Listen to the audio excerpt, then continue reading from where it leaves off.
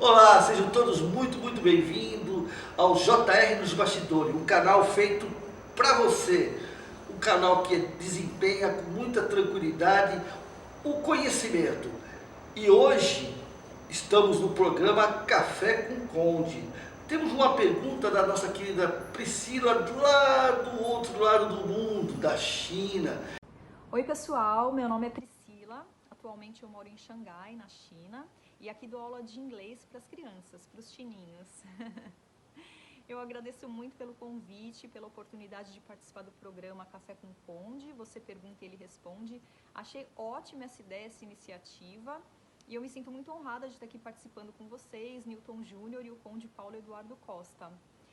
Então, a minha pergunta para o Conde é sobre um assunto que está sendo bastante debatido, bastante discutido hoje em dia, que é o racismo. Eu acho ótimo que as pessoas estejam discutindo, falando sobre o assunto, porque acredito que é realmente trazendo luz para os problemas enquanto sociedade que a gente vai chegar nas soluções que a gente precisa.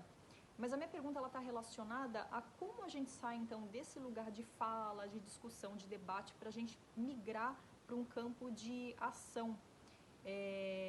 O que o senhor acha que pode ser feito de ações efetivas para a gente combater esse racismo, não só o racismo escancarado, que infelizmente a gente ainda vê acontecer ainda hoje, mesmo tendo a punição para a injúria racial e para o crime racial, mas o racismo estrutural, né? Para que o Brasil possa efetivamente fazer as pazes, vamos dizer assim, com o seu passado de escravidão, de exploração dos negros, para que a gente possa chegar numa sociedade que todos nós queremos, que é uma sociedade mais justa e igualitária para todos nós. Muito obrigada. E para responder, o nosso querido Conde Paulo Eduardo Costa. Tudo bem, meu amigo? Tudo bem, graças a Deus, prazer enorme estar aqui podendo responder a Priscila o que ela nos pergunta. Lá da China, já Meu pensou? Deus. Nosso canal, nosso programa já chegou na China. De lá para cá é rapidinho, né? Eu tive o privilégio de conhecer a China, tive na Cidade Proibida, tive em Beijing, que é Pequim, né, a capital. E é tudo isso mesmo? É um país fascinante, é muito lindo. A Cidade Proibida é um monumento da civilização, belíssimo. Aliás, eles têm uma disciplina impressionante, um país hiperpopuloso, né, em todos os aspectos, mas é um país lindo. Então, e Priscila, o povo, como é que é? Um povo muito carinhoso, embora eu não fale nada de chinês, que aliás eu falo 6 idiomas, mas... Chinês não? Não, nenhum idioma oriental. Tu fala 6, eles não falam o que tu fala. Não, na verdade a grande maioria lá fala inglês, falava inglês, né? Inglês é uma língua quase que internacional. Eu tive também em Hong Kong, né, na época, aí se falava inglês. Muito lindo. Quando eu estive era muito lindo. Dizem que hoje está mudando bastante. Lá que você acha que é mais bonito? A mais tocante é sempre Beijing, que a gente chama de Pequim aqui, né? A capital da China é belíssima e a Cidade Proibida eu recomendo a qualquer pessoa, é um lugar belíssimo. E é tudo isso mesmo que o pessoal ele coíbe você de filmar? Na verdade tem um pouco de disciplina, como deveria em todos os lugares. Não é que você é proibido de fazer isso, até porque o regime comunista não é tão radical assim. Mas eles impedem, evidentemente, que você faça fotos ou divulgue alguma coisa que é originário do país, ou é a honra deles, ou é segredo de Estado, né? Eles têm um regime fechado, então em função disso acabam criando esse controle. Apenas isso, nada além disso. Mas a nossa querida Priscila, ela perguntou para nós que... Sobre o racismo, ela diz aqui, né, sair da fala para a ação, por que o racismo, na verdade, está tão implícito hoje na sociedade brasileira? Sabe de uma coisa engraçada? Para a gente entender esse processo, Priscila, a gente tem que, basicamente, voltar um pouquinho no tempo. Você sabe que o Brasil foi descoberto, né, pelos portugueses de maneira oficial, embora oficiosamente nós tenhamos tido visitas aqui de espanhóis, holandeses, ingleses, franceses, todos vieram e tentaram, de uma forma ou de outra, conquistar um pedacinho desse território. As cortes, evidentemente, pensando num país consolidado, tinham que ocupá-lo de uma forma ou de outra, e naquela oportunidade Portugal, se hoje ainda é um país pequeno, imagine isso, lá nos idos do século XVII, do século XVI. Criou-se então o estigma, já que outras nações também assim o faziam, notadamente a Inglaterra, que era o poderio econômico, o uso de escravos, de escravidão.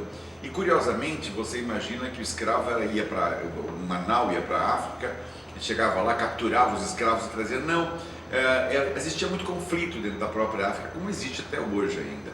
E a nação vencedora de um conflito com outra nação, quer dizer, uma nação negra que era conflitava com outra nação negra, apropriava-se daqueles prisioneiros e os transformava em escravos, vendendo para os mercadores. Os mercadores precisavam de mão de obra para edificar uma nova nação, até porque não existia. Evidentemente que naquela época a dificuldade de transporte era muito grande e você não importava, por exemplo, como vieram já no século XX, italianos, espanhóis, franceses, ingleses, alemães para colonizar o país. Então passaram a adquirir essa mão de obra escrava. Tentaram a princípio com os indígenas, mas os indígenas não gostavam do trabalho e não se submetiam, e aí trouxeram a mão de obra negra que veio para cá. Na verdade, o governo brasileiro, desde que ele teve a sua independência, ou seja, desde 1822, Dom Pedro verdadeiramente não queria que tivesse escravidão no Brasil, por incrível que pareça. Dom Pedro II também era anti-escravagista, porém, quem mantinha o governo e as cortes, efetivamente, era o poder econômico das fazendas, os grandes fazendeiros do eixo São Paulo, Rio e Minas. Esse eixo era o que mantinha a economia do país, porque tudo era agricultura, não havia industrialização, e a Revolução Industrial não havia chego aqui ainda. Então Dom Pedro tentou por várias vezes ir abolindo a escravidão, que ele propriamente abominava, e a família imperial da mesma forma, mas não podia fazê-lo porque as cortes assim não o permitiam.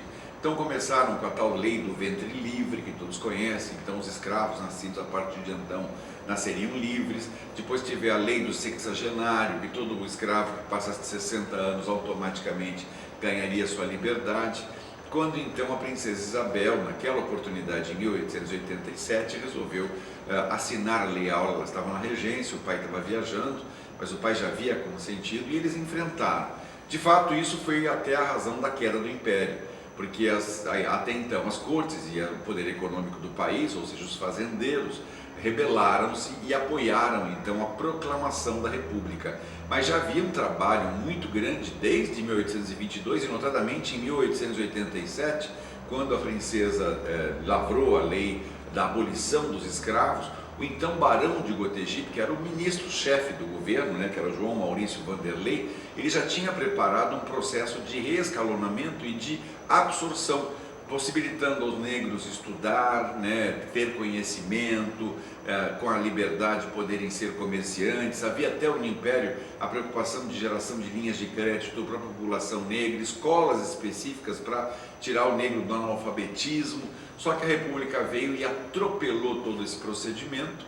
O nosso imperador e a imperatriz foram banidos do país junto com a família imperial. A imperatriz morreu logo que chegou em Portugal de desgosto, literalmente, e Dom Pedro morreu de pneumonia 2 anos depois em Paris, morando num hotel muito humilde, profundamente humilhado por tudo que fizeram contra ele. Mas o racismo, então, durante a República, sem tratamento, ele acabou recrudescendo, porque o mais pobre foi levado para a favela, foi levado para o morro, criou uma condição subhumana. E aí esse racismo acabou, parece que impregnando na nação brasileira, que curiosamente hoje é mais negra do que branca, mas que não aceita ainda com naturalidade que o negro esteja na liderança. Basta você verificar numa Câmara de Deputados, no Senado, entre os ministros do governo, quantos negros existem, praticamente muito poucos ou quase nenhum. Então a questão, como é que a gente vai resolver isso? Dando cultura para as pessoas, dando conhecimento para as pessoas e desprezando definitivamente qualquer tratamento diferenciado por cor de pele, por sexo, por condição social e assim por diante. Eu acho que em pleno século XXI a gente tem que evoluir, a evolução pede que a gente tenha minimamente bom senso e escrúpulo para acabar com essa pecha chamada racismo, que hoje, embora ela não exista de maneira declarada, veladamente ela existe sim, e a gente vê que as condições não são as mesmas dadas a um branco e dadas a um negro, infelizmente. Tenho fé que um governo ainda brasileiro vai conseguir resolver isso de uma maneira mais abrangente, criando condições melhores para que os negros tenham o conhecimento necessário e que assim a população branca passe a respeitar de maneira objetiva, sem que uma cor de pele seja preponderante em qualquer condição. Quando você fala cultura, na realidade é manter a cultura da criança, porque a criança ela não é racista. Ela passa a ser racista quando começam a incutir isso nelas, Porque você pega às vezes crianças que elas não vê essa diferença, Você pode perceber que não vê. Aí, com a própria quando elas entram na sociedade, que ela começa a perceber que existe essa diferença, ela até acaba participando Na verdade, não seria nem aumentar, porque, assim, eu entendo que a criança tem um processo de educação, e a educação é feita em duas fases. A primeira delas é a família que a educa, e na escola que tem o aprendizado. Essas duas unidas vão dar clareza ao cérebro da criança. E por consequência, à medida que a criança vai evoluindo, aí sim, ela já tem o conhecimento obtido no ensino, ela vai se culturando, ou seja, buscando informação ao redor do mundo do que acontece. E a cultura é um enriquecimento do ensino. O ensino é um beabá. Com o ensino se aprende a ler, a escrever, a falar, a tocar um instrumento. A cultura é o aprimoramento disso, né? Então, neste aprimoramento, que ela passa a se despir de qualquer preconceito, até porque ele é totalmente injustificado no mundo moderno, e estamos em pleno século XXI, não se justifica mais, sob nenhuma circunstância, qualquer preconceito nesse sentido. Curiosamente, eu venho de uma família europeia, de origem europeia, que nunca teve nenhum tipo de diferença entre negros, brancos, nipônicos, orientais, homossexuais, polissexuais, não importa, a gente sempre respeitou as pessoas de maneira muito coerente, eu acho que isso é que justifica. Bom, Priscila, espero que tenhamos respondido a sua pergunta e muito obrigado pela sua participação. E você aí, se gostou dessa matéria, dê um like, se inscreva em nosso canal, aperte o sininho que você vai saber sobre as próximas matérias. E faça uma pergunta para o Conde, porque aqui no Café dele você pergunta e ele responde. Até a próxima, gente. Fique com Deus.